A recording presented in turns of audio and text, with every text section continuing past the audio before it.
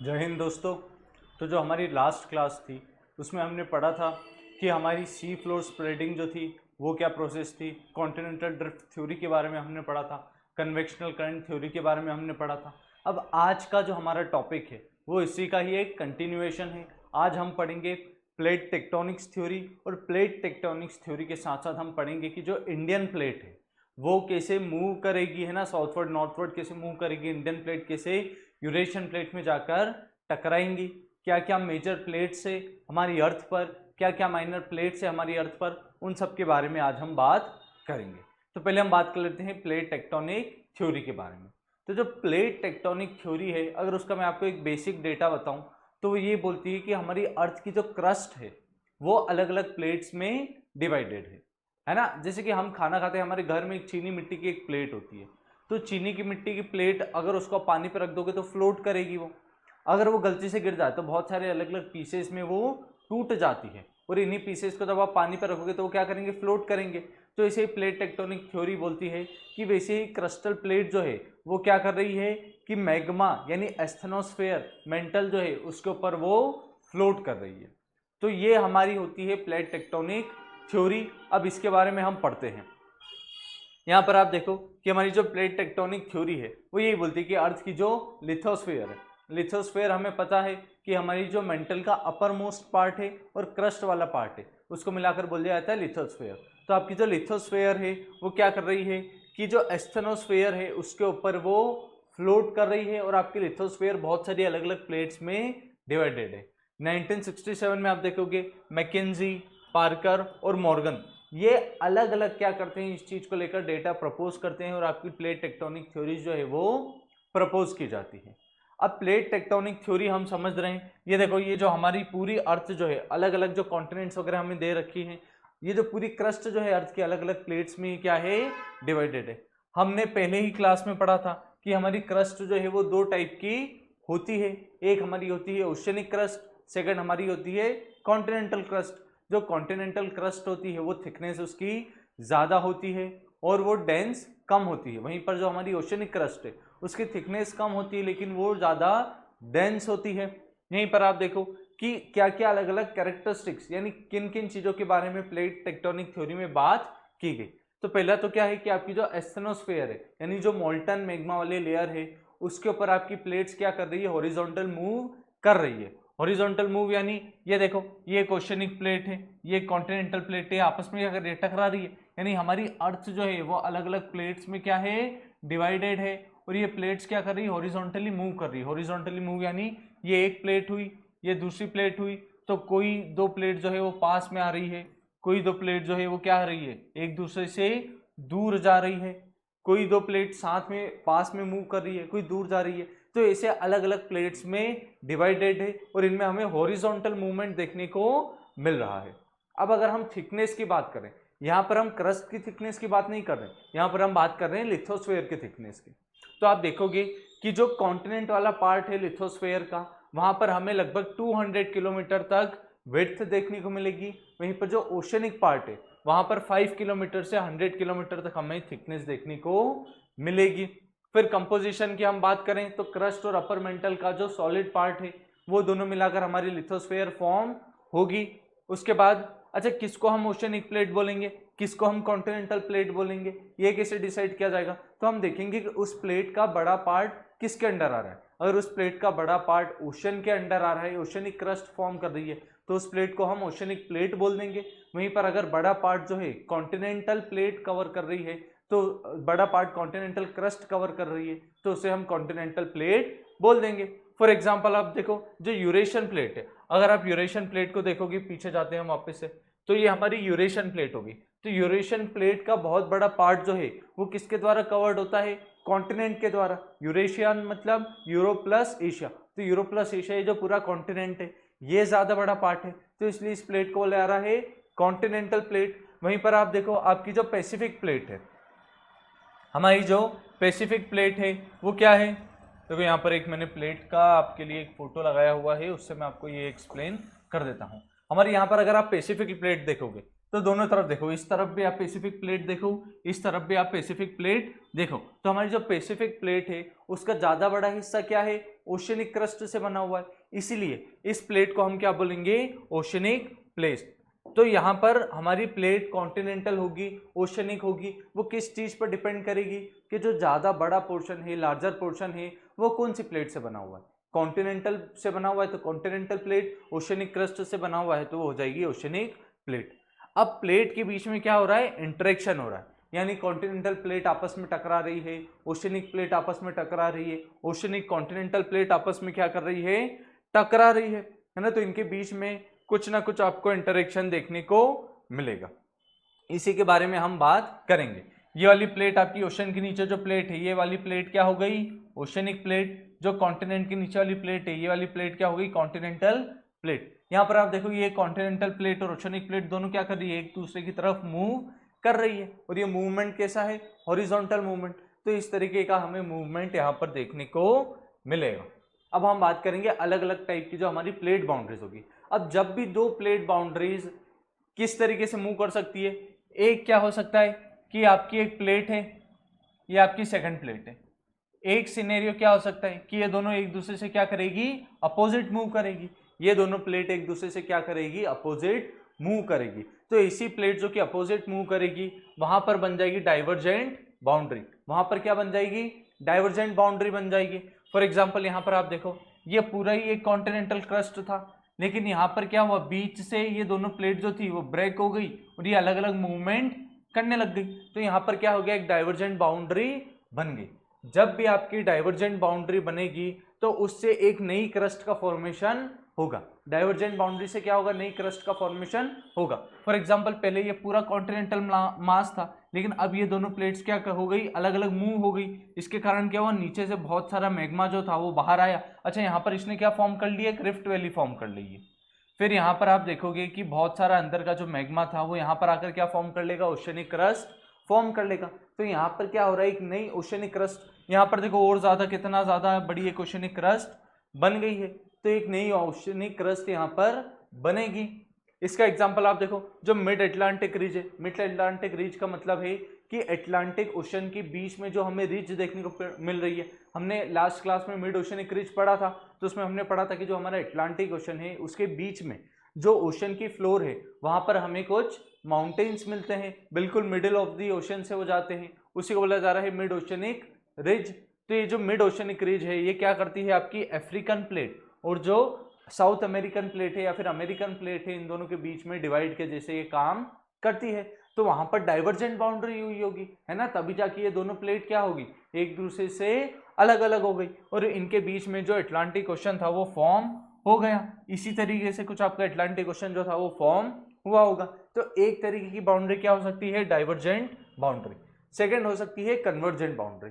अब जो divergent boundary होती है वो नई प्लेट्स को क्रिएट करती है, नई क्रस्ट को क्रिएट करती है। वहीं पर कन्वर्जेंट बाउंड्री जो रहती है वो डिस्ट्रक्टिव रहती है, वो क्या करती है, क्रस्ट को वो धीरे धीरे खत्म करने लग जाती है। कैसे खत्म करने लगती है, कन्वर्जेंट का मीनिंग क्या है, दो प्लेट है आपकी, यहाँ पर देखो एक प्लेट ये है, एक प्लेट ये है, दोनों क्या है, एक दूसरे की तरफ मूव कर रही है।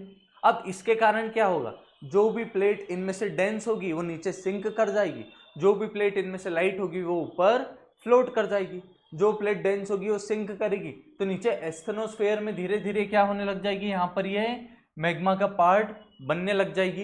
एक टाइम आएगा जब ये वाली प्लेट जो है पूरी एस्थेनोस्फेयर में मिक्स हो जाएगी, पूरी तरीके से एस्थेनोस्फेयर में क्या हो जाएगी, खत्म हो जाएगी। अब जो कन्वर्जेंट प्लेट बाउंड्री जो है उसका एग्जाम्पल, मतलब पहले तो हम समझ लेते हैं कि किस टाइप के कन्वर्जेंस हमें देखने को मिलते हैं। तो आपकी हमने देखा अभी कि दो टाइप की क्रस्ट है, एक तो ओशनिक क्रस्ट है, दूसरी कॉन्टिनेंटल क्रस्ट है। तो एक तो हो सकता है कि हमारी ओशनिक और ओशनिक, दो ओशनिक प्लेट के बीच में मूवमेंट देखने को मिले, है ना, दो ओशनिक प्लेट के बीच में भी हमें कन्वर्जेंट बाउंड्री देखने को मिल सकती है। यहाँ पर आप देखो ये भी एक ओशनिक क्रस्ट है, ये भी एक ओशनिक क्रस्ट है, इन दोनों के बीच में क्या हो रहा है, कन्वर्जेंस हो रहा है। यहाँ पर हमें कन्वर्जेंट बाउंड्री देखने को मिल रही है।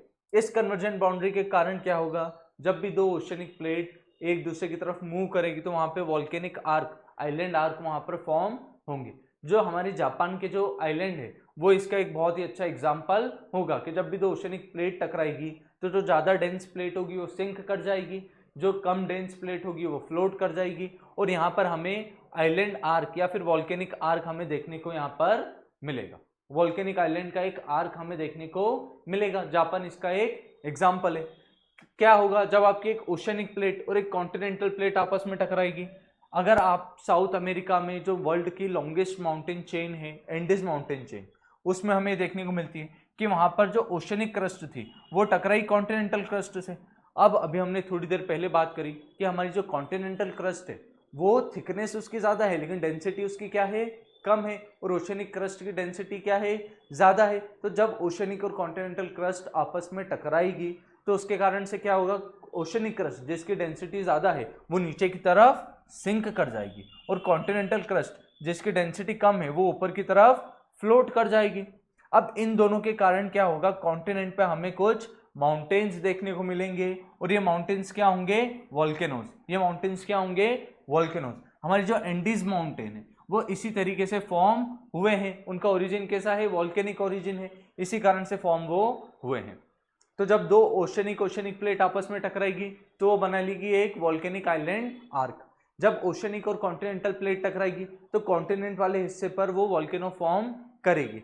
और जब मान लो दो कॉन्टिनेंटल प्लेट टकरा रही है, ये भी एक कॉन्टिनेंटल प्लेट है, ये भी एक कॉन्टिनेंटल प्लेट है, तो यहाँ पर क्या होता है, अगर दोनों की डेंसिटी ही सेम हुई तो दोनों एक दूसरे में मिक्स होकर यहाँ पर बहुत सारे फोल्ड बना लेगी। यहाँ पर क्या होगी, बहुत सारे ये फोल्ड बना लेगी।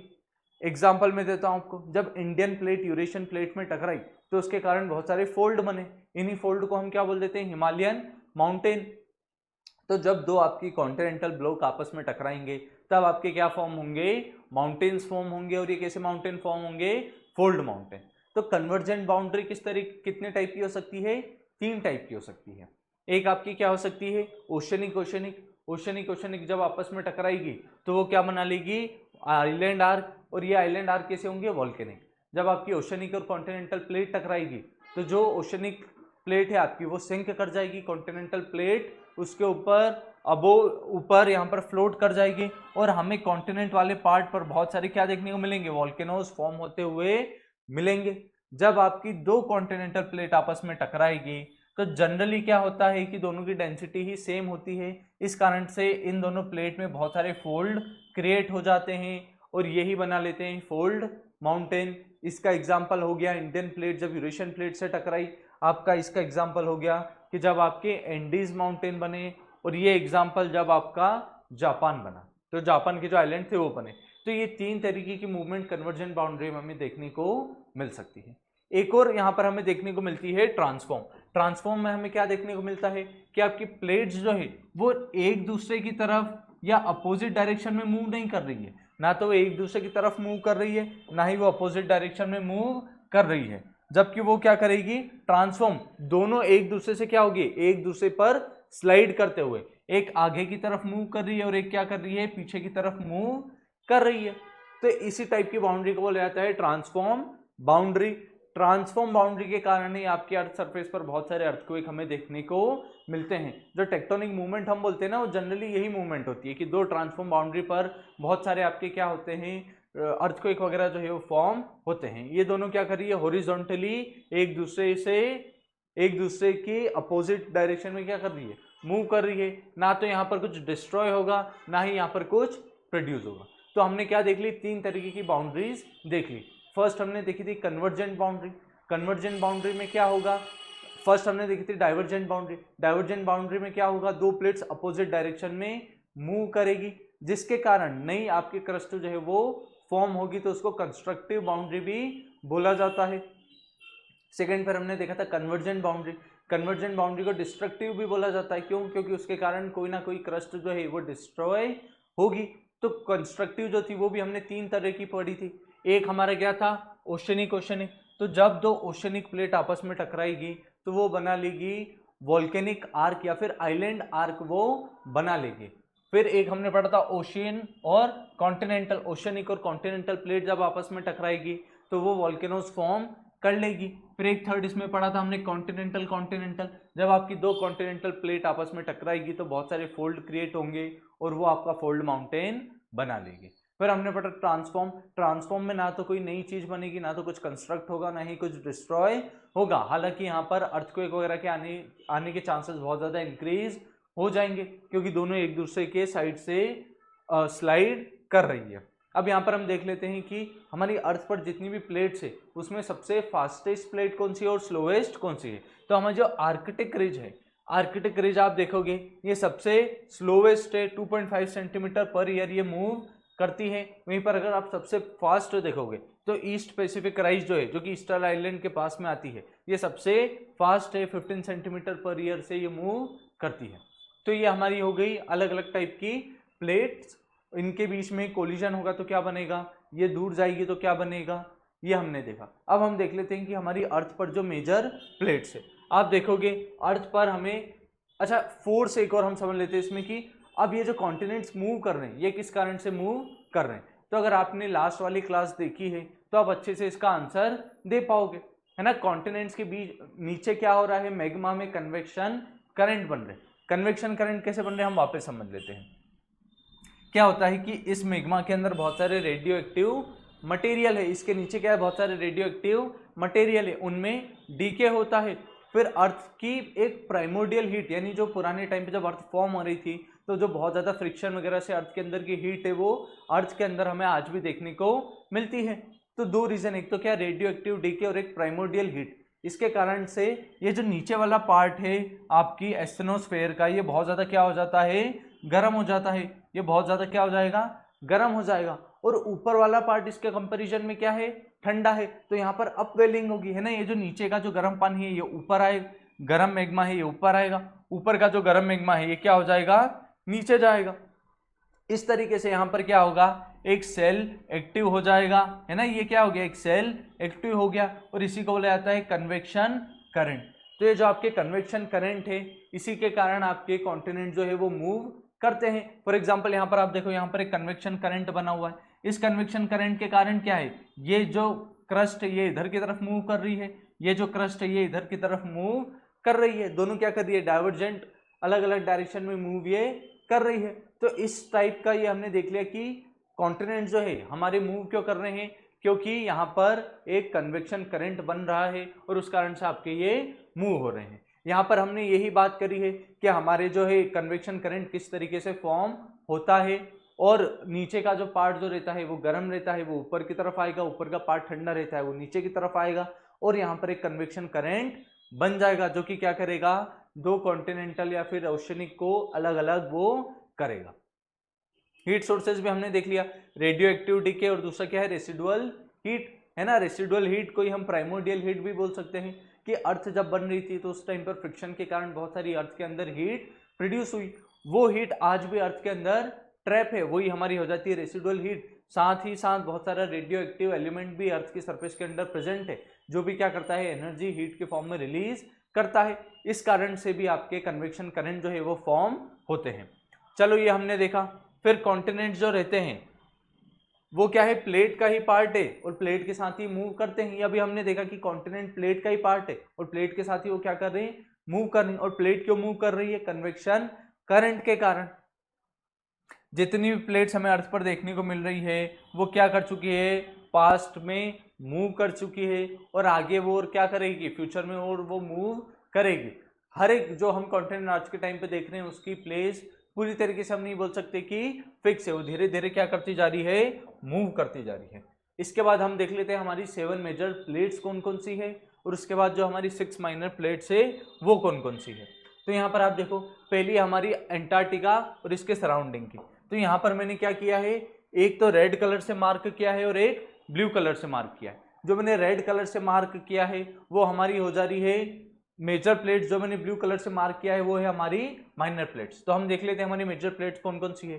फर्स्ट हमारी हो गई यूरेशियन प्लेट, फिर second Indian plus Australian plate, है ना। इसको साथ में इंडो ऑस्ट्रेलियन प्लेट बोल दिया जाता है। ये जो पूरा हमें दिख रहा है इसको एक ही प्लेट बोल दिया जाता है। तो हमारी जो इंडो ऑस्ट्रेलियन प्लेट है ये एक प्लेट हो गई, सेकंड हो गई। अफ्रीकन प्लेट आपकी थर्ड हो गई। उसके बाद एंटार्क्टिक प्लेट आपकी फोर्थ हो गई। फिफ्थ आपकी हो गई साउथ अमेरिकन प्लेट। सिक्स्थ आपकी हो गई नॉर्थ अमेरिकन प्लेट, और सेवंथ हमारी हो गई पैसिफिक प्लेट। तो ये हमारी 7 मेजर प्लेट्स हमें देखने को मिल रही है। अब ये 7 मेजर प्लेट जो है इनके साथ साथ हमें 6 माइनर प्लेट्स भी यहाँ पर देखने को मिल रही है। 6 माइनर प्लेट कौन कौन सी है, एक तो आपकी होगी फिलिपिन प्लेट, इसका मैं कलर चेंज कर देता हूँ आप लोगों के लिए। पहली फर्स्ट हमारी क्या हो गई, फिलिपिन प्लेट हो गई, ये क्या है, माइनर प्लेट है। इसके साथ फिर आप आओ, सेकंड हमारी हो जाएगी अरेबियन प्लेट, ये भी हमारी एक माइनर प्लेट है। पहली हमारी होगी फिलिपिन प्लेट, सेकंड हमारी होगी अरेबियन प्लेट, फिर थर्ड यहाँ पर आएंगे तो कैरिबियन प्लेट, ये भी हमारी एक माइनर प्लेट है। फिर नास्का प्लेट, ये भी एक माइनर प्लेट है। कोकोस प्लेट, ये भी एक माइनर प्लेट है। अच्छा, यहाँ पर एक जुआन दे फूका प्लेट भी दे रखी है, लेकिन इसके बारे में हमें ध्यान नहीं रखना है। एक और प्लेट है आपकी फूजी प्लेट। फूजी प्लेट कहाँ मिलेगी, ये जो ऑस्ट्रेलिया के नॉर्थ ईस्ट इधर वाले रीजन में हमें फूजी प्लेट मिलती है, तो इधर वाले रीजन में हम एक और प्लेट बना लेते हैं, ये हमारी हो जाएगी फूजी प्लेट। तो ये हमारी 6 हमने माइनर प्लेट्स पढ़ ली और 7 हमने क्या पढ़ ली, मेजर प्लेट पढ़ ली। ये 6 माइनर प्लेट और 7 मेजर प्लेट, इसमें हमारी पूरी अर्थ जो है वो डिवाइडेड है। यहाँ पर हमारी जो प्लेट टेक्टोनिक थ्योरी है वो कंप्लीट होती है। या एक बार हम वापस से रिवीजन कर लेते हैं, इसके बाद फिर हम देखेंगे कि इंडियन प्लेट का मूवमेंट किस तरीके से हुआ। तो प्लेट टेक्टोनिक थ्योरी क्या बोलती है कि हमारी पूरी जो अर्थ सरफेस है वो अलग अलग प्लेट्स में क्या है, डिवाइडेड है। और ये जो प्लेट्स जो है ये क्या कर रही है, जो आपके एस्टेनोस्फेयर यानी मैग्मा वाली लेयर है उसके ऊपर फ्लोट ये कर रही है।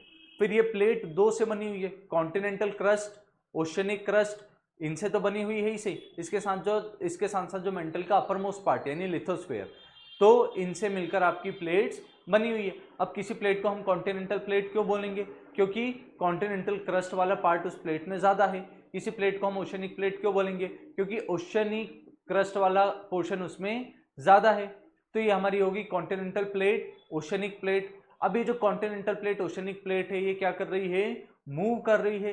3 टाइप के मूवमेंट हमें देखने को मिलते हैं। एक हमें देखने को मिलता है कन्वर्जेंट बाउंड्री। कन्वर्जेंट बाउंड्री यानी क्या, 2 प्लेट जब आपकी एक दूसरे की तरफ मूव करेगी उसको हम बोलते हैं कन्वर्जेंट बाउंड्री। हमारी जो कन्वर्जेंट बाउंड्री होती है वो डिस्ट्रक्टिव रहती है। क्यों, क्योंकि वो प्लेट्स को क्या करेगी, डिस्ट्रॉय करेगी।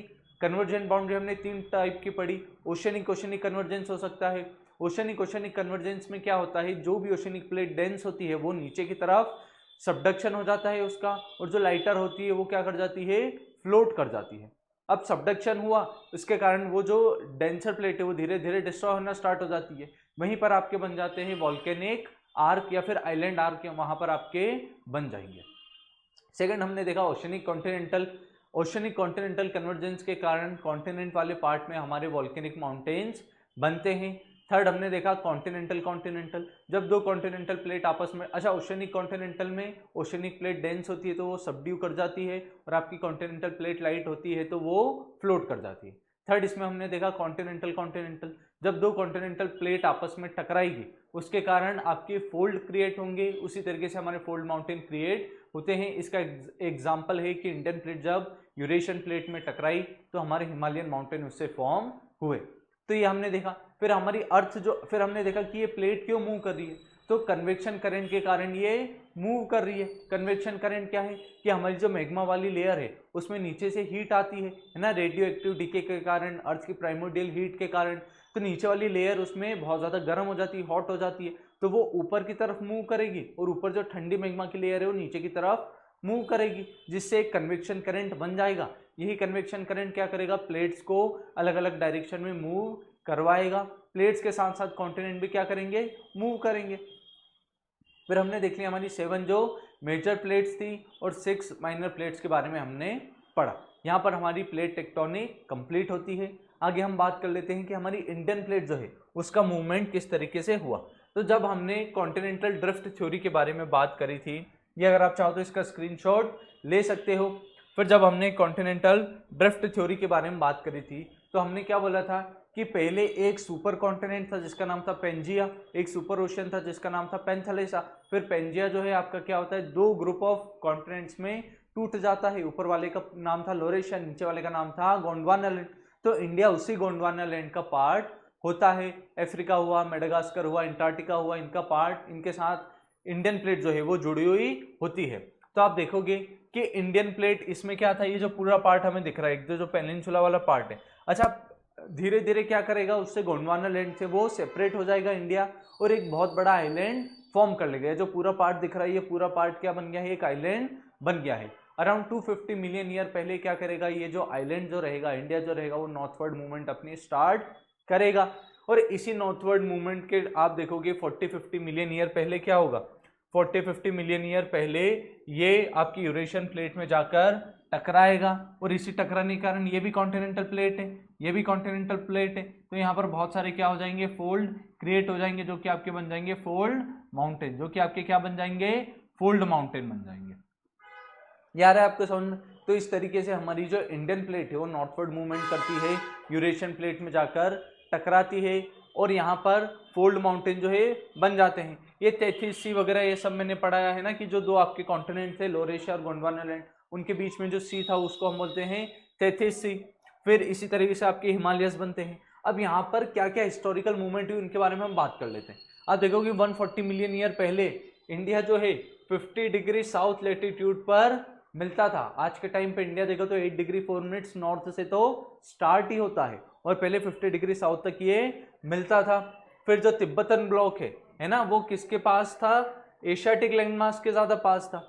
फिर यहाँ पर मेजर इवेंट क्या होते हैं, एक तो हमारे डेक्कन ट्रेप बनते, एक हमारे हिमालयन माउंटेन बनते। हिमालयन माउंटेन का फॉर्मेशन तो अभी हमने पढ़ा, डेक्कन ट्रेप का फॉर्मेशन हम पढ़ लेते हैं। क्या हुआ कि जब इंडियन प्लेट आपकी क्या हो रही थी, नॉर्थवर्ड मूव कर रही थी, तो यहाँ पर कुछ आइलैंड्स आते हैं, रीयूनियन आइलैंड। उनके आसपास क्या होता है कि नीचे से जो अंदर जो मैग्मा रहता है उसको अर्थ की सरफेस पर एक ओपनिंग मिल जाती है, जिसके कारण यहाँ पर एक बहुत बड़ा प्लेट्यू फॉर्म हो जाता है, जिसके कारण क्या होता है, वो आपका लावा जो है, लावा को एक ओपनिंग मिली तो बाहर की तरफ आएगा और वो बाहर की तरफ आकर क्या करेगा, मूव करेगा। ये देखो ये क्या कर रहा है, मूव कर रहा है, धीरे धीरे क्या भी होता जा रहा है, ठंडा भी होता जा रहा है, कूल भी होता जा रहा है, और आपका ये एक प्लेट्यू जो है वो फॉर्म कर रहा है। अच्छा, इस प्लेट्यू में आप देखोगे तो आपको ये कैसा स्ट्रक्चर दिख रहा है, सीडीओ जैसा स्ट्रक्चर दिख रहा है। इधर जो फोटो है इसमें हम देखते हैं, यहाँ पर ये कैसा स्ट्रक्चर दिख रहा है, सीडीओ जैसा। इसी को बोला जाता है ट्रैप, डेक्कन वाले पार्ट में है इसलिए इसको डेक्कन ट्रैप बोला जाता है। तो डेक्कन ट्रैप का फॉर्मेशन होता है, हिमालयन माउंटेन का फॉर्मेशन होता है, ये इसके कुछ मेजर इवेंट्स थे। तो इस तरीके से हमने देखा कि हमारी इंडियन प्लेट जो है वो मूव करी थी। यहाँ पर हमारी इंडियन प्लेट का मूवमेंट भी कंप्लीट होता है। तो इंडियन प्लेट का मूवमेंट क्या था, एक बार हम वापस से रिवाइज कर लेते हैं और फिर आज की वीडियो को हम खत्म करेंगे। तो इंडियन प्लेट क्या है, जो इंडियन प्लेट थी पहले गोंडवाना लैंड का पार्ट थी। इंडिया का जो पेनिनसुला वाला पार्ट है पूरा गोंडवाना लैंड का ये पार्ट था। वहां से ब्रेक होती है इंडियन प्लेट और फिर वो क्या करने लगती है, नॉर्थवर्ड मूवमेंट करना स्टार्ट करती है। फिर इंडिया एक बहुत बड़ा आइलैंड हो गया था। 250 मिलियन ईयर पहले इंडिया जो है नॉर्थवर्ड मूवमेंट स्टार्ट करता है। यहाँ तक कि आप अगर 200 मिलियन पहले भी देखोगे तो इंडिया 50 डिग्री साउथ लेटीट्यूड पर लोकेटेड था, लेकिन वो धीरे धीरे नॉर्थवर्ड मूवमेंट करता है। अच्छा, इंडियन प्लेट की जो मूवमेंट थी, one of the fastest movement किसी भी कॉन्टिनेंटल ब्लॉक में हमें देखने को मिलती है ना। तो ये नॉर्थवर्ड मूव करता है। फिर बीच में जो रीयूनियन आइलैंड वाला पार्ट आता है, वहां पर क्या होता है, बहुत सारा वॉल्केनिक मटेरियल जो है, मैग्मा वगैरह जो है अर्थ की सरफेस पर आता है, वहां से डेक्कन ट्रैप बनता है। फिर धीरे धीरे आपकी जो इंडियन प्लेट है वो यूरेशियन प्लेट में टकराती है और टकराने के कारण क्या होगा कि बहुत सारे फोल्ड क्रिएट होंगे और आपके जो हिमालयन माउंटेन्स है वो फॉर्म यहाँ पर हो जाएंगे।